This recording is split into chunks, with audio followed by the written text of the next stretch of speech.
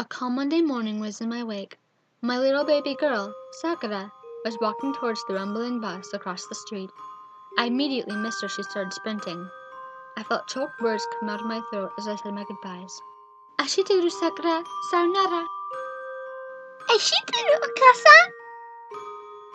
Why do I always dwell in the past? I remember 7th grade very well, although it does seem like a blur now that I think about it. In 7th grade, it was a whole new start for me. New faces, new friends, a whole new life. Even a new school. 7th grade seemed like my escape from life at home back then, and I was quite a Japan fanatic. But what can I say? It was the absolute truth. In 7th grade was when I started to dwell deep in thought more than before. And I started thinking, what should I do? So then, my future began. Hey Piper-san, I like Betty White. Okay.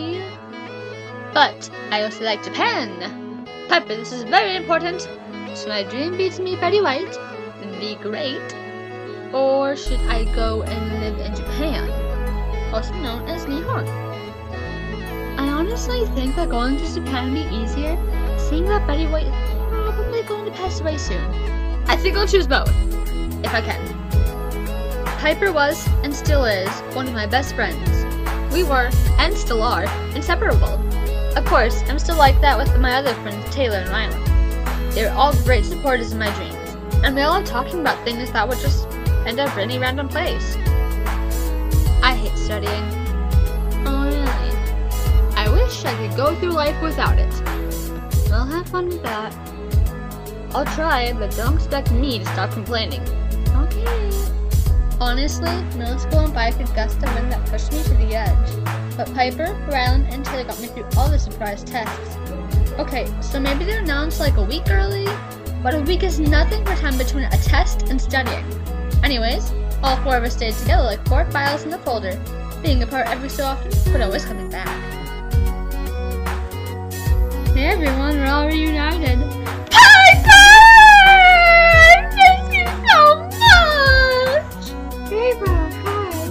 She's at it again. What about us? Guess what, Pepper? I'm going to take advanced psychology and advanced sociology. How does that make you feel? Cool? So it makes you feel cool. Sure. In 11th grade, like I said in 9th, I started taking my advanced college credit classes. It was in the beginning of the school year and I was already stressed. I felt like tearing out my hair and screaming to anyone who so much as talked to me. It didn't help that I had to make my 17th birthday plans. Ava, when are you going to get a boyfriend? It's 11th grade. You're 16. I have a boyfriend. Why don't you? I'm waiting.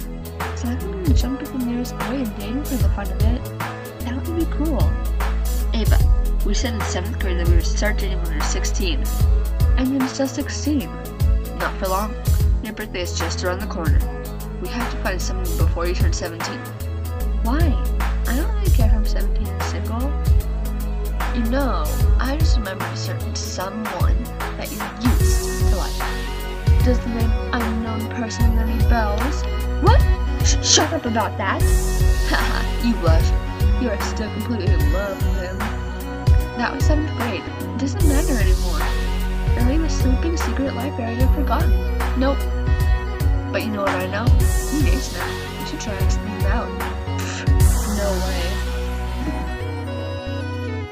After high school was the time of my life. Piper and I were roommates. Oh, the joy.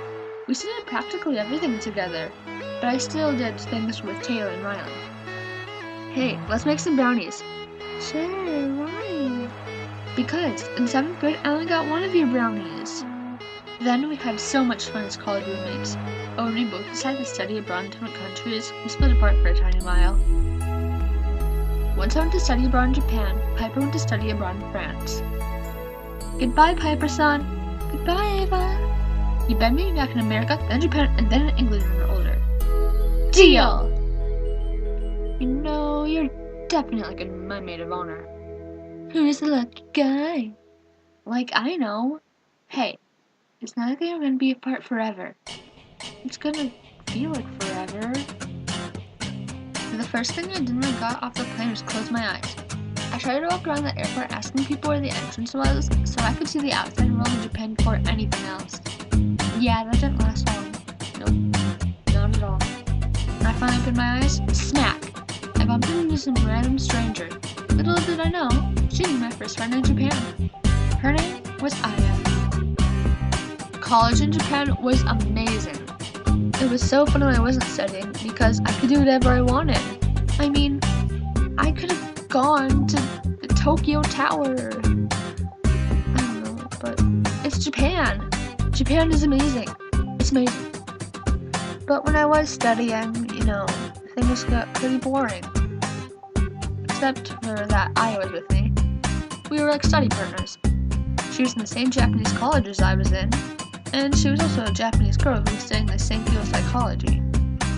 She was just coming back from studying abroad in America, and she said that she liked it better in Japan. And I agreed. Don't tell my mom that, please. Going back to America was hard for me after I graduated college.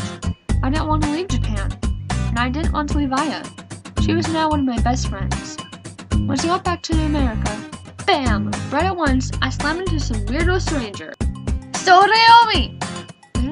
Ava? Is that you? No way! Piper! Ava! Then we hugged each other as tight as we possibly could. Even though it was a happy reunion with Piper, it was a bore from then on. All I did was repeatedly sign the papers to get visas so I could live in Japan. Even though it was the most boring experience ever, I knew it would pay off. Going back to Japan was a huge relief. My departure with Piper was once again filled with heartbreaking goodbyes and long soap opera crying scenes. We just met up again, and I have to go off and leave 2 seconds later. Once I got back to Japan, the first person I laid eyes on in the airport was, you guessed it, Aya.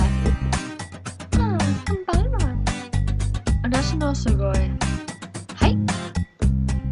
Upon officially living in Japan for a week, I decided to pop a huge question. When the heck are you going to get married with someone? Well, what? Getting married, maybe even having a few kids. You're insane! I'm not even dating anyone. What about Kyrie? You two seem cute together. We've only been out on a few dates, sheesh. That's how relationships start. Fine, I'll see if I'm interested. If it really bothers me that much. I decided to give Kyrie a chance. Well, good decision. I was totally a fortune teller when she said that we'd be perfect together. Now we've been dating for about 2 years. I accused predicting that Kyrie would pop the big question, if you know what I mean. But I'm not so sure. I'm quite certain on what my answer would be, though. It would be a no.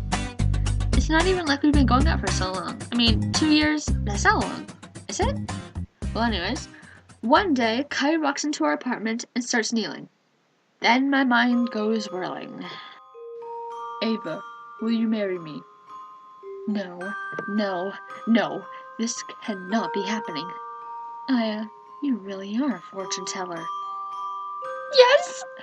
The next thing I knew, he was whirling me around the air. And then, well, you know what comes next. Right after the proposal, I instantly called Piper, following with Taylor and Mylan. We were all screaming like little kids. Then there's poor Kyrie, who was probably thinking what he had gotten himself into. Well, he was the one who proposed. At the wedding ceremony, I heard bells ring and the chorus sing. It was perfect. Traditional, but very, very perfect. I would occasionally sneak peek at my maid of honor, Piper, and my bridesmaids, Taylor and Ryland, and then I'd give them all a wide smile. Next thing I knew, we were finalizing our vows. Oh no, Kyrie, do you take Ava Anderson as your lawfully wedded wife? I do. And Ava Anderson, do you take Ono Kyrie as your lawfully wedded husband? I do. You may kiss the bride. Cheers erupted from the whole room. For the honeymoon, Kyrie and I went to England. I knew it was our personal honeymoon, but I needed to see Piper. Anyways, Kyrie and I stayed in a beautiful building that was indescribable. Our honeymoon was impeccable. About 3 or 4 months after the honeymoon, I got sick. Really sick. And when I went to the doctors, they told me it was absolutely natural. I was so confused. Then told me something even crazier. I was pregnant. So once I got home that day, I went up to Kyrie. I'm having a child. What? Mm-hmm. Here she is, due in about 6 months. I'm going to be a father. Uh-huh. Now, I say we go raid the grocery store of other ice cream and sushi. Oh boy. 6 months later, I had a baby girl named Sakura. Sakura was my little baby. Kai was the best father in the whole world. When I was too tired to watch Sakura, he would take over for me. Sometimes we'd fall asleep together on the couch or in the bed with her. We were the perfect family. And now we're back in the present day, where I sent Sakura off to her first day of kindergarten. Sayonara!